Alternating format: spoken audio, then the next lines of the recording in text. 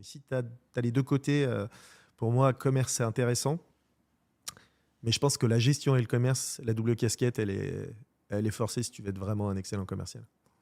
Un commercial qui commence à comprendre la partie Voilà, gestion. gestion, Il n'y a pas besoin qu'il soit expert c'est rare. comptable, mais sincèrement, si tu comprends la partie gestion, déjà, tu sais ce que tu rapportes à ton entreprise et ça change tout dans ta négociation avec ton patron. Et moi, je suis parti sur une stratégie complètement différente quand j'ai repris ERM. J'ai dit, OK, je veux pas j'ai pas besoin de commerciaux, je vais m'en occuper.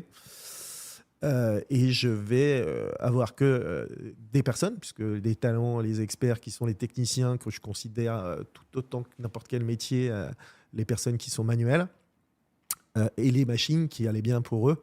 Si tu veux, c'était ça qui était passionnant. Et donc, il fallait les équiper. On les équipe toujours, d'ailleurs, quotidiennement, annuellement, on les équipe de machines intéressantes parce qu'ils nous le demandent. Et donc, c'est comme ça qu'a évolué. Et donc, au début, j'avais qu'un atelier qui était plutôt spécialisé. On s'appelait études réalisation multimatière, mais essentiellement, c'était plutôt du plastique. Et puis après, j'ai repris un enseigniste qui s'appelait Script. Et donc, après, on faisait plus de l'impression. Après, on a créé une métallerie, en fait, en bas, là, que tu vois, qui est sous mes bureaux, là. Et puis après, on a créé aussi un labo 3D. Donc, on a essayé d'évoluer, si tu veux, avec le temps. Il ne faut pas avoir peur de parler de ses projets.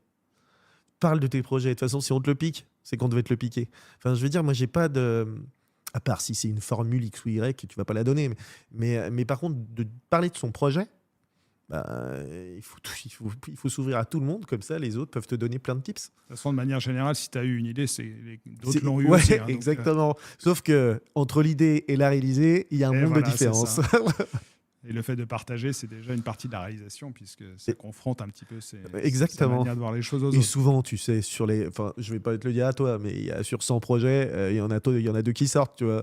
Et donc, mais c'est parce que justement, tu as partagé, parce que tu as échangé, parce que voilà, que tout d'un coup, puis il y en a un, tu sais pas pourquoi, c'est le bon moment, c'est au bon prix, ou pas, tu n'as pas racheté, mais c'est quelque chose que tu crées. Et donc, c'est là où il faut le faire.